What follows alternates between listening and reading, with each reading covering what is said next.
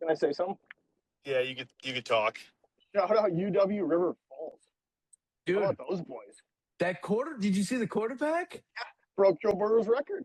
All-time yards, NCAA single season yards record for the River Falls 6,400 quarterback. yards. He threw for 6,100 yards, 62. Yeah, and he ran for 300.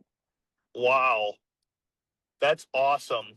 That kid is going to talk about a spring ball legend there. We should keep our eye on that kid. Yeah, 100%. Did you guys fucking V3 dildo, fucking badass? But yeah, they were awful. They were so bad for so long. This coach has been there since 2013. They didn't win a game for his first 3 years, and they have now won a national championship 13 years later. Like, good for that dude. Wow. You look like you're freaking running over there.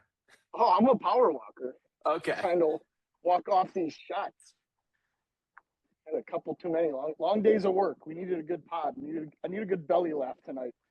Need a good pod. Here we go.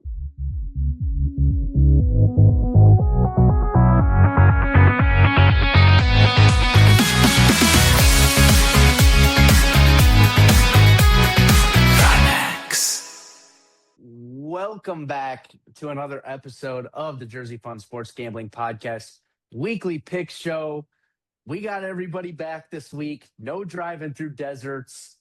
No random shit coming up. We got myself, we got Ray, we got Jake. Unfortunately, like last week, our AI chatbot, Tim Peak, is still down. We are trying to reboot him, figure it out. I don't know, get him back online. But for the meantime, it is just us three. Fellas, how are we doing? I'm doing pretty good, though, Sammy. It's been a good couple days without, any kind of major football, but had a fucking thriller last night that we were just discussing out there in Nashville between Illinois State and Montana State. Heck of a game. I think most people have seen it by now. Don't really have to recap much other than the fact that there is a clear difference between the FCS and the FBS. And I'm really excited to get back to some good football here this week, which I know we're going to be doing plenty of talking about. So, yeah.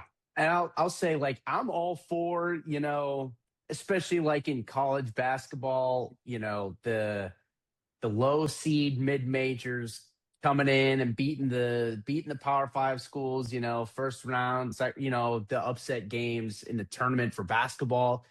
But I think just for football, especially with the NIL landscape, it's just, you can't even, like you said, it's not even close. It's not even close. There were a lot of big names on that field too. There's ex-Badgers, there's ex-SEC players.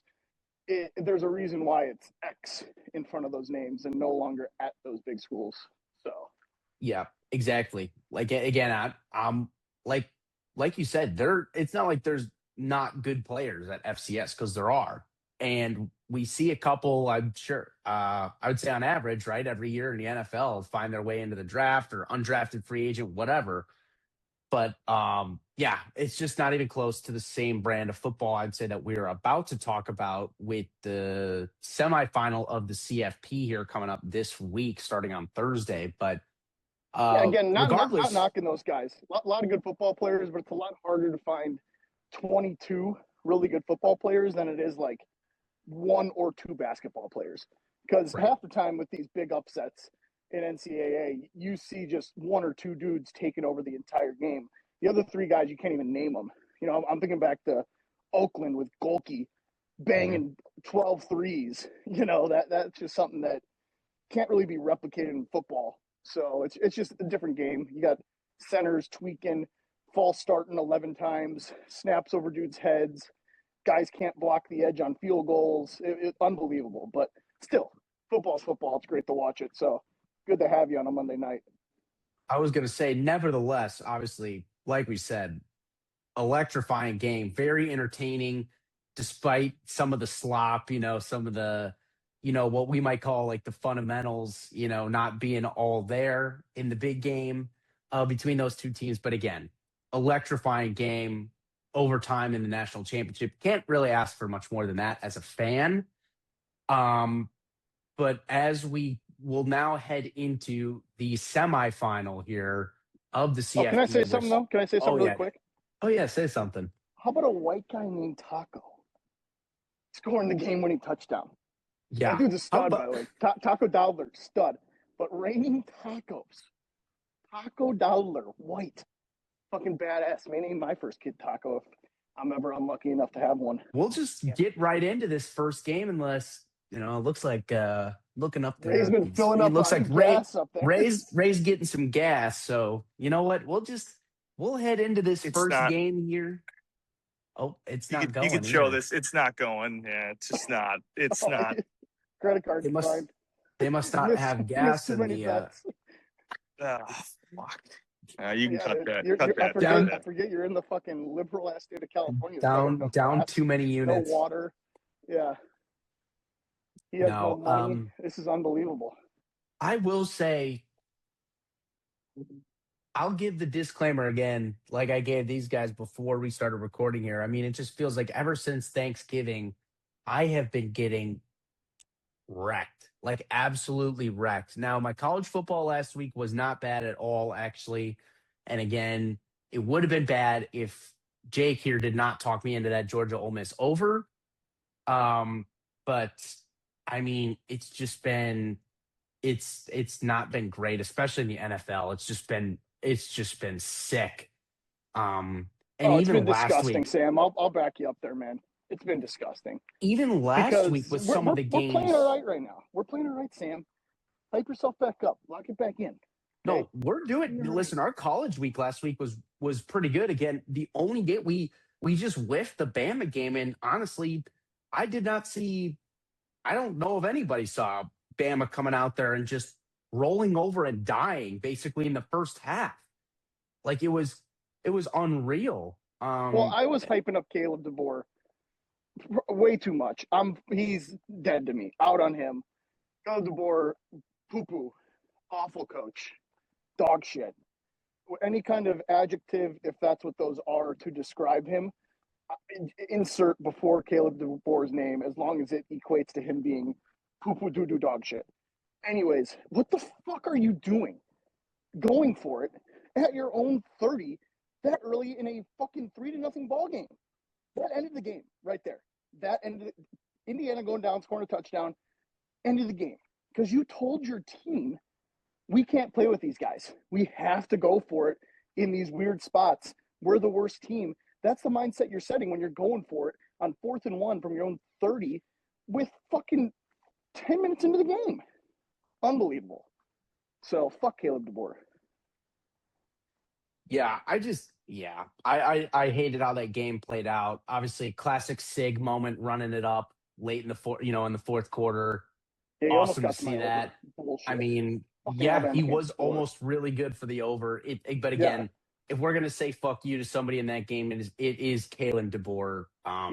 Just pathetic effort overall from Alabama in that game. And now, guess what? Every Midwest college football fan has the absolute right to say, fuck it, the Big Ten can hang. So, and now they absolutely have that right. And I'm also giving it, what do you say? I'm going to set the over under here at 2.5 years. You guys give me your take here. Kalen DeBoer fired. What's he been there for years? Already? I think this was his third. This had to have been his third year, right? This was year 2. Or year? Right? Was it year 2? I think year 2.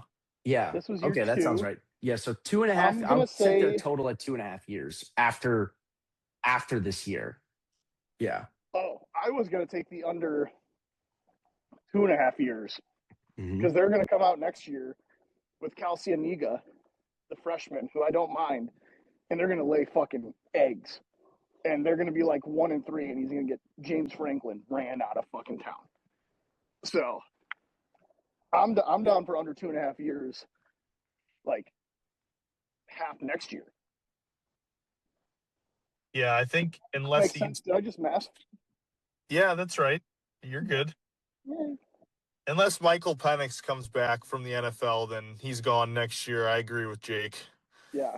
And again, I actually like they've got a decent little class building there. But I mean, the regression of some of the studs that occurred too is just unbelievable. Ryan Williams. Yeah, he disappeared. Where'd he go? Yeah. What happened? I was going to say, and it can't possibly be quarterback play because you cannot convince me that Ty Simpson is a worse thrower of the football than Jalen Milroe. So it can't be the quarterback play. So yeah, like where was he? Yeah, wait, can I say something? Sorry, I didn't mean to cut you off. Yeah. Okay, yeah, sorry. I'm going to say this. Donald Driver is out there doing cameos. He's charging $500 per cameo. And fucking Julian Sane is just driving around in his fucking Lambo. That's probably his third nicest car he has. So, fucking bullshit. Dude can't even win a fucking game in college football. And you got dudes like that. Brett Favre ain't even charging $500 for cameos. I know. Fucking Donald Driver was living out of his damn car before that motherfucker did anything. He did that for a whole year in the NFL. Somebody helped the guy out. Anyway, sorry, Sam. Sorry. I didn't mean to cut you off. The Donald Driver fund. Yeah. I will say, hey, as a Bears fan, you know what? Shout out Donald Driver. Shout out Donald Driver. Hell of a football player. It's fucking sick. I mean, you got to respect a guy like that. 100%. Yeah, Hunter Hillenmeyer. absolutely. I saw Hunter Hillenmeyer. He's doing cameos for $45. So Hunter Hillenmeyer. Now that's a name. I'm a Packer fan, but I fucking loved me some Hunter Hillenmeyer on the football field. So shout out Hunter Hillenmeyer. Make it a cameo of him, congratulating the Packers after a dub this week. Yeah, we could also totally hit a couple bets here. Pay Hunter Hillenmeyer to do a cameo and basically have him do our intro for the show. That's what we should. That's what we should do. I was gonna say we need to get a cameo of like these guys shouting out our show or like giving us an intro or something. That'd be sick. We get a Hunter Hillenmeyer fucking sponsorship on the pod. Yeah, the reason why that was part of what I did at work today because dude, this guy's jamming to kill him the name of right here. Anyways, my boss was like, we need to find a way to hype up one of the people in the office because they just passed a pretty major exam. And I was like, we should get a David Akers cameo. The guy's a big Eagles fan. So I was just looking through teams' cameos today. You can get the Baltimore Orioles had somebody ridiculous. Who the fuck was it? It was absurd. Adam Jones' cameo is kind of cheap. So I'm down. I was gonna say shout out David Akers, good kicker. Yeah, Adam Jones, fucking Captain America, dude. I want to get him fucking doing like an eagle caw, and that's it. Just and like with like a patriotic boner, it'd be sick. All right. Anyway, sorry, I got us off the. This is a pick show. So. Anyways, yeah, no. We need picks. We need some picks. We need these cameos. We'll get the picks started here. We got them started Thursday night. Miami, Ole Miss. This is a clash of the futures. I am holding that Miami national championship ticket. Ray holding the Ole Miss national championship ticket. One of us is going to come out on top here. Miami surprisingly favored by 3.5, at least in my opinion. Total at 52.5. I mean, I saw the line and I saw the line and I saw the total and I was just ultra confused where to go because Miami did dominate Ohio State, like flat out from I'd say kick to end of the game. It was just domination. I don't think Ohio State ever really had a chance in that game. The total is really confusing to me. Seems really, really high. And obviously, I guess that Ole Miss offense is really, really electric, which we saw again against Georgia. But yeah, really surprised here that Miami is a 3.5 point favorite. That seems like a lot of points. I'm just surprised that they're favored in general. What are your guys' initial thoughts here? Well, I think Ray's going to be a little more passionate on it than I am. Well, I was going to give you the floor because I think you're going to be a little bit more passionate on how much fucking disrespect this is to Ole Miss. Yeah. I just, I think, like, I don't know if many people realize, like, how impressive Chambliss, like, really was last week and how impressive he has been all year. Like, the dude is like, yes, stats aren't everything in football, whatever, as a quarterback, but the dude missed, like, the What? first 3 or 4 games of the year. He wasn't even a starter. He didn't even start. He was their fucking backup quarterback coming from a D2 school in Michigan that wins like the national championship every year. And the dude went up on the biggest stage and just fucking lit it up. Like he just fucking flat out lit it up. I'm going to fall for the trap. I'm just going to take Ole Miss because I'm going to continue to ride with the boys here. I don't think Miami has been very good at all on offense in their 2 playoff games. Carson Beck looks like dog shit still. And they haven't, I could see this being a prime game where their freshman Tony just gets absolutely rolling.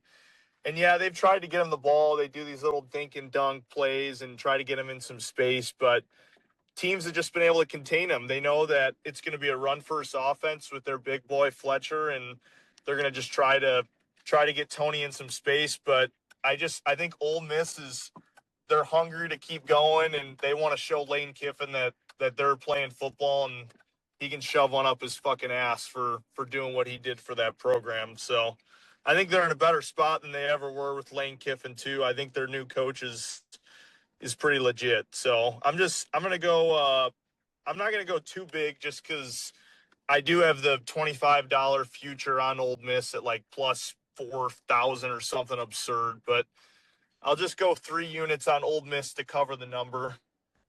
That's how I feel. I am passionate. Thanks, Jake. I appreciate you giving me the floor there. That was big time. That was good feel. Hey, no problem, bro. Yep. That's all bro. I got. Yeah. Oh, wait. I actually want to add one more thing. No, fuck you. I'm going to talk now. No. It's quick. No. It's quick. It's quick. Okay. It's quick. It's quick. Be so quick. Be so quick. Be so quick.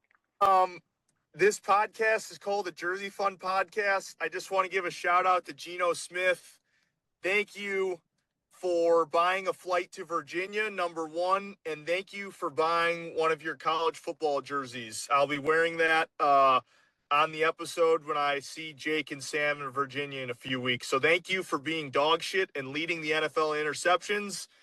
We appreciate that on this podcast. That's all I got to say.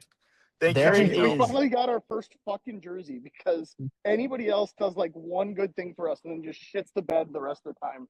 And we just lose money. So this was worthy, much worthy. Geno the Smith, whole point my of the man. fucking fund is to keep winning so you can build up enough funds to buy a jersey. And Exactly. we literally haven't been fucking capable of doing that. I mean, so we've had plenty of opportunities too. I mean, we had the Josh Johnson game. There was plenty of opportunity there on Christmas. Last week, we had the Rico Dowdle stuff. It was pouring rain, and I'm thinking to myself, this is perfect. He's actually going to carry the ball 30 times. They will not throw the ball. And then turns out the Panthers actually are awful, and they were just chasing the whole game. And even in the rain when they're chasing, they just abandoned the run game. It was unbelievable. I mean, he had the wrong cleats on twice. They're changing cleats. He can't keep his footing. It looked like he got hurt again at some point. Chuba Hubbard fucking vultured like 8 carries. Just everything that could have went wrong for us there too. So me and Sammy still need to buy our first jerseys. And honestly, I'm fucking so pissed off at everyone right now that I might just get a like dildo jersey or something. I don't know, and just shove it up my ass because we fucking suck, Sam. So what are you gonna do in this game? Let's. We're better when we talk it out together, Sam. Well, so here's what I'm gonna do. Out a little. Here's my thing. I have the Miami ticket.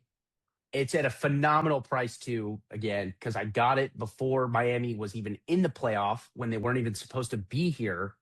Because Notre Dame was favored to get that spot, obviously. But Miami got it, and now they're here.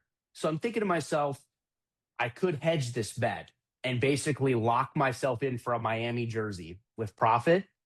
However, seeing Miami favored, I will not be hedging in this game. I'm all over the Hurricanes -3.5. I think they're trapping you into Ole Miss here. I think Miami's defense shows up again. I think Chambliss is great.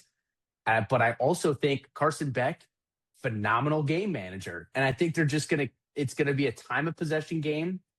Miami will dominate it with the run. And like Ray said, with their quick little bubble screen plays and stuff to Tony, I think they have a better offense than maybe Ray gave them credit for. Their offense is dog shit. I think Carson Beck, when he needs to be good, he Unbelievable could be fire good dog though. shit. I think Carson Beck, when he needs to be good, can be good. I'm gonna roll with the Hurricanes minus the 3.5 here for 3 units. I just Fuck. I won't talk anymore. I already talked. I already gave my spiel. You can say something. I'm fucked in the head right now because No, dude. Hand up all year. Mashed potatoes, by the way. Hand up all year. Fucking ACC sucks. ACC blows.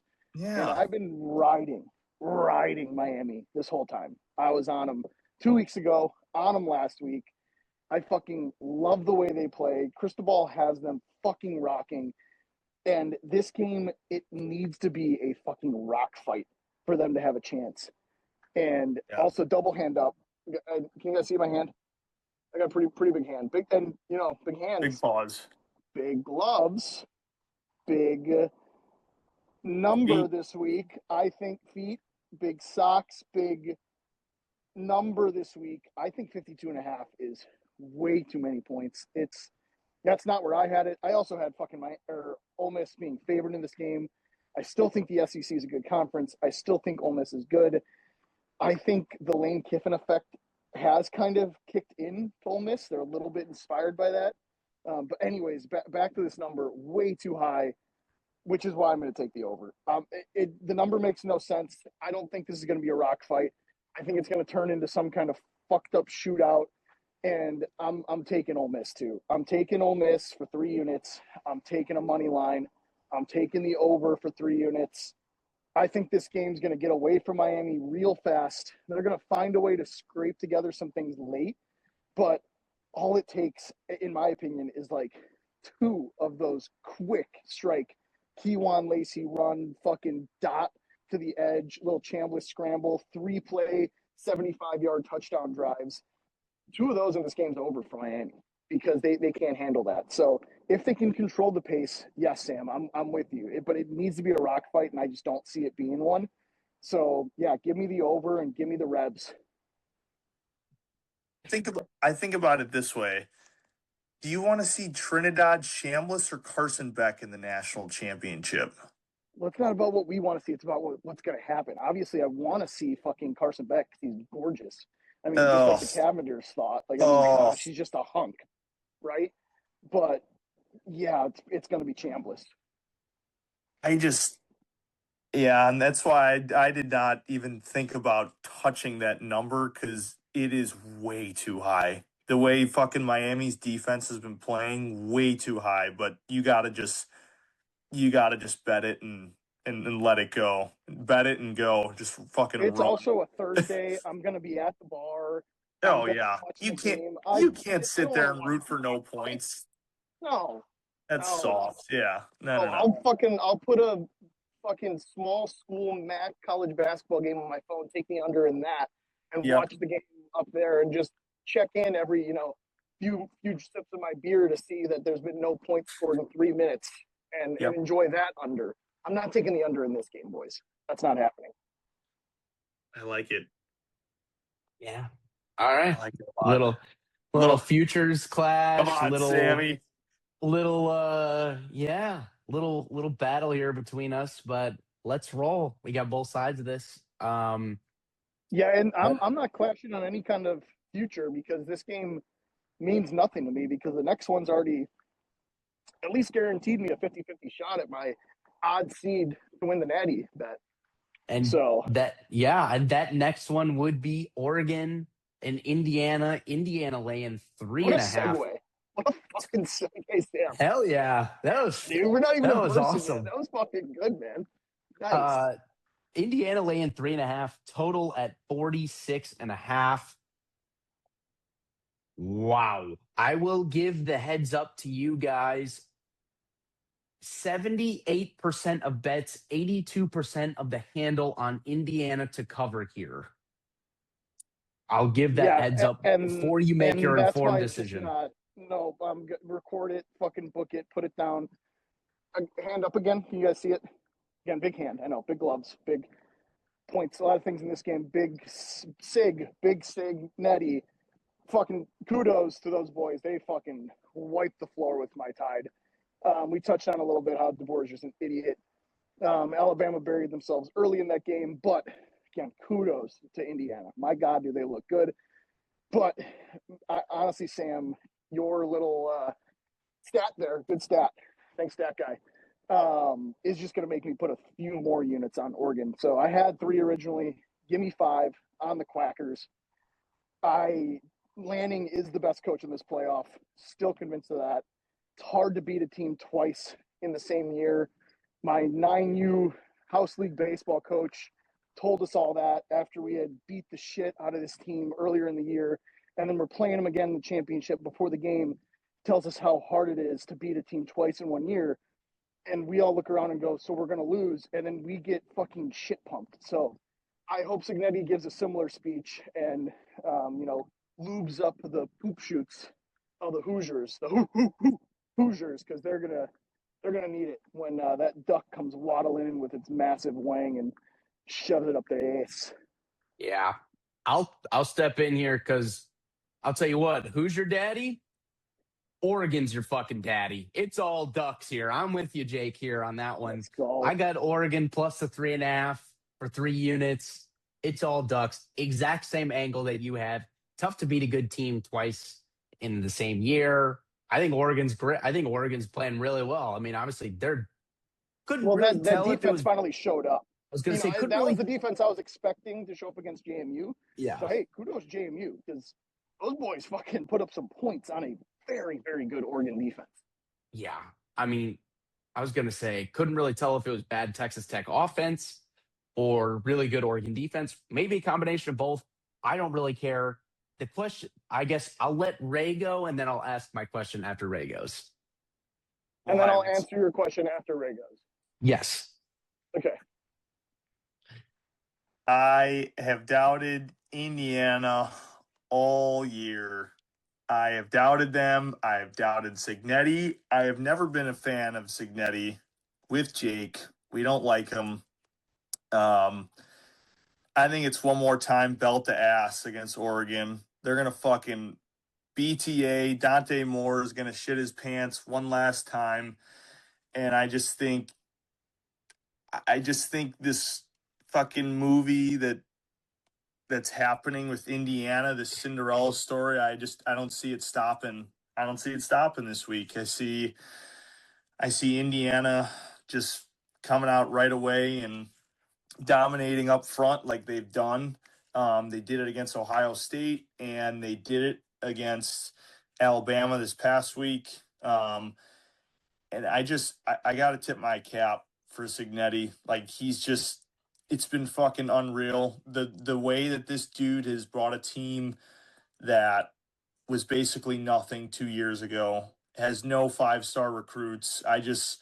I'm riding the juice with them. I'm riding the Kool-Aid with the Hoosiers, and I'm going to take them laying the 3.5 or 4, whatever it is. I get it. It's tough to beat the same team twice, but I think if there's one guy to do it, I think it's Coach Signetti. It's just tough, man. I think it's going to be a little bit better. I think the first game when they played was good. It got away a little bit late from Oregon, but I think Indiana pulls away. Same thing as last time. So it's going to be gritty. It's going to be hard fought. And that's why I kind of like that under too. I could see it being a defensive battle. Oregon unlocked that defense a little bit against Texas Tech, like you guys said. And I think Lanning and his crew prepares a little bit better than they did last time for that Hoosier offense. So I'd probably like to say keep it small again because I think these are both 2 really good games. So probably 2 units on the under and 2 units on Indiana laying the number. Love it.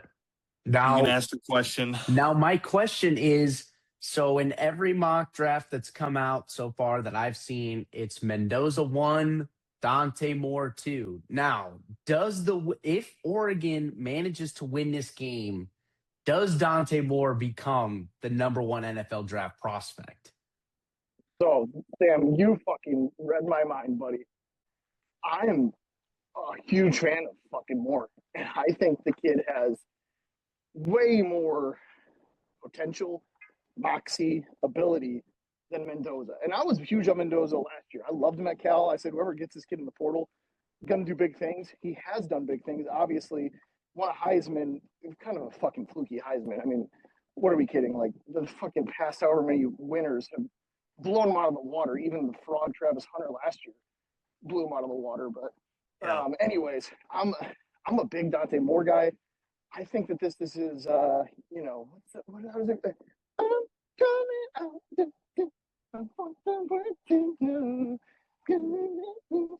Isn't that it's something like that? I think Dante Moore sings that, and he's gonna come out and he's gonna fucking sling the rock. He's gonna run. He's gonna look good. He's gonna be athletic. Yeah, and just lead these Ducks to a big win and fucking skyrocket his draft stock and probably fool the Raiders into taking him number 1 overall. So, which could be the kiss of death for him, unfortunately, because the Raiders fucking suck. But I think Trinidad Chambliss should be number 1 over all of them, but that's just my personal opinion. I think you were dropped on your head as a child. I just think he's better than both of them, but yeah, that's my opinion. He's definitely not better than them. He has fucking massive cojones, though. Trust me, I like to get a lot. Is he like Mendoza has the size? He has the He has good pocket awareness. No, he does. I don't even see him on draft boards. Meaning Chambliss. Well, he's undersized. He's old. This playoff is helping him a lot because his stats weren't eye popping, throughout the year either. So, but he didn't play all the games because he was a backup for some odd reason. Thanks, Lane Kiffin. Yeah. Fucking. Maybe there is a reason. Maybe he may not be able to read defense as well. Doesn't adapt to playbooks well. Maybe they're Justin Fieldsing this playbook for him. To bring out the best of them. So. We'll see. He's trying to get a 6th year with them too. He put a waiver into the NCAA, so he'll probably get that back. Yeah. Yep. Bullshit. If he does, then I hate him. Then I'm out on him. Never mind. I hope he doesn't get it. Because I like him too much. I don't want him to be like that. But what do you think, Sammy? What you got in terms of one and two? Draft board Mendoza Moore. I'll say this, but for the Chambliss argument, get your bag. If you get that 6th year, take it. He's going to get a bag. But that's also part of the reason why I hate it. It's not his fault. It's the system's fault. Absolutely. System sucks. Don't even get us started on the portal quarterback situation because it is fucking brutal. And I think some teams spent a lot of money incorrectly on some dudes, a.k.a. Brendan Sorsby stinks. LSU's screwed. Fucking stink. Dude, did you guys see the numbers that they were putting out there? I think Forbes magazine might have done it. Somebody with fucking, brain power did it. They've got QBs going as high as like 7 million. Yeah. They've got fucking edge players going as high as 5 million. Yeah. Like the lowest, if you're getting a guy in the portal right now, if you're just getting a safety, you got to pay at least $100,000. Like, what the is going on? Guys were getting kicked out of college for signing autographs like 5 years ago. So, what the fuck? We lived in a fucked up world. That's all I know. Yeah. Levitt, I'm pretty sure. Old men yelling at fucking clouds right now, but my God, it's fucking embarrassing. No, it's fucked. It is messed up. I'm pretty sure Sam Levitt, who some people are high on, I'm not totally sure. He stinks. I think he was confirmed 4.7 or 4.8, something like that in NIL, but he was asking upwards of 7 or 8. I was like, who are you? You're Sam Levitt. You got carried by Cam Scattaboo. You got carried. And then you fucking shit on Kenny Dillingham, who I give so much credit to because that too could have gone and got the bag. But he said, no, this is my dream job. I'm winning here before I'm leaving. So sick. And I hope he holds his word to that because you just don't see that anymore.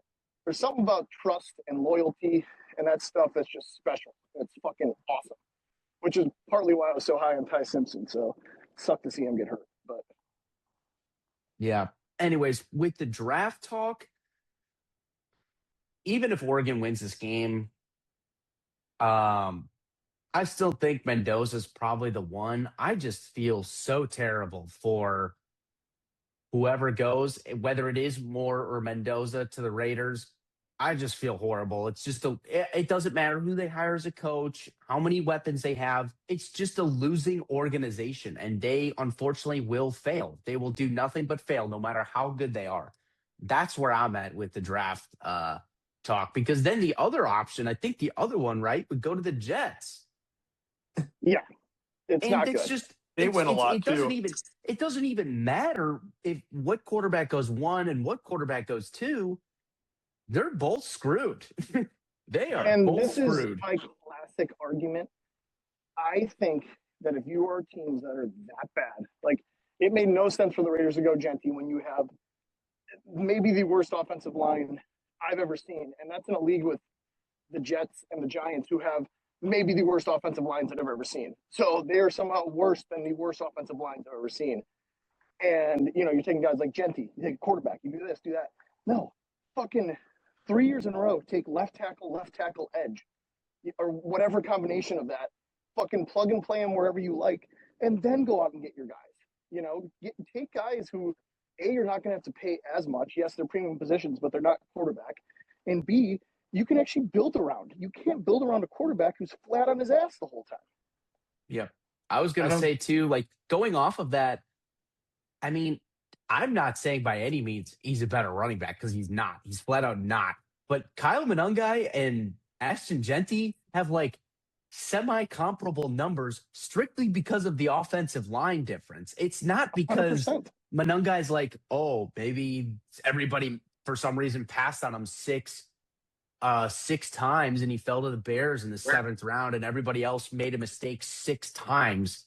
No, that's not the reason. It's because the Bears actually did work to their offensive line and worked on their run game. And they have a coach now in Ben Johnson who can actually scheme the run game. Whereas the Raiders have a much more talented running back, but they also had you can't Chip run. Kelly. Exactly. You can't run the ball with no offensive line and no legitimate threat in the pass game. I watched a game early in the year. They threw the ball 11 straight times to start the game. With Geno Smith, they didn't have Jacoby Myers yet. Brock Bowers was out. And they threw the ball 11 straight times to start a game. What the fuck are you doing? You literally have a generational talent at running back. I don't give a fuck how bad your offensive line is. You have no weapons and you have Geno Smith throwing. It probably is what got Ray's jersey. But it's just ridiculous to watch stuff like that because, there's a reason why we aren't in those positions. Blah, blah, blah, whatever. Bullshit. All these guys are fucking Nepo babies, find their way up the ladder, and are idiots. They're idiots. Just like Matt LaFleur, fucking idiot. Yeah. I mean,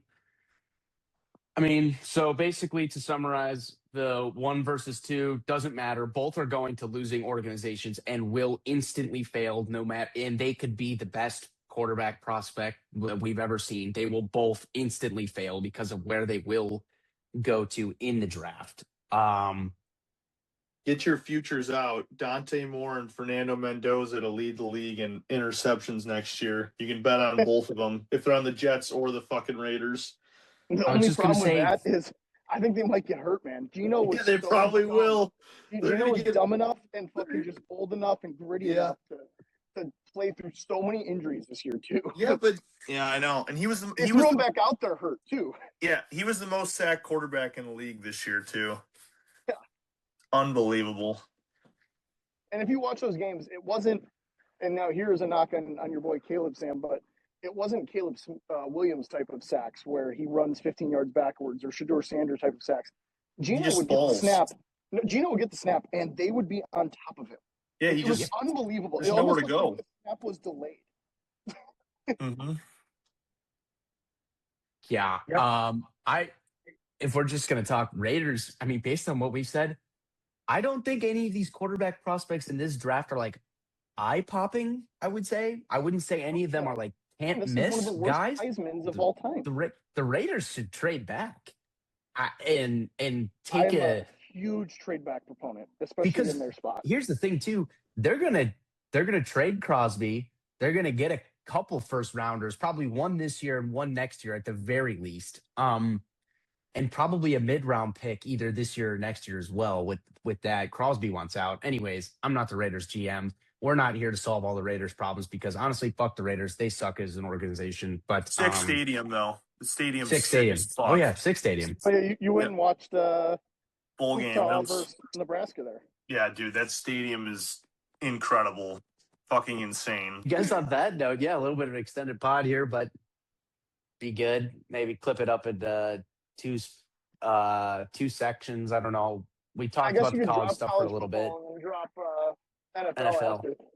Yeah, I'll probably do that. So, anyways, thank you guys so much for listening, and we will see you next time.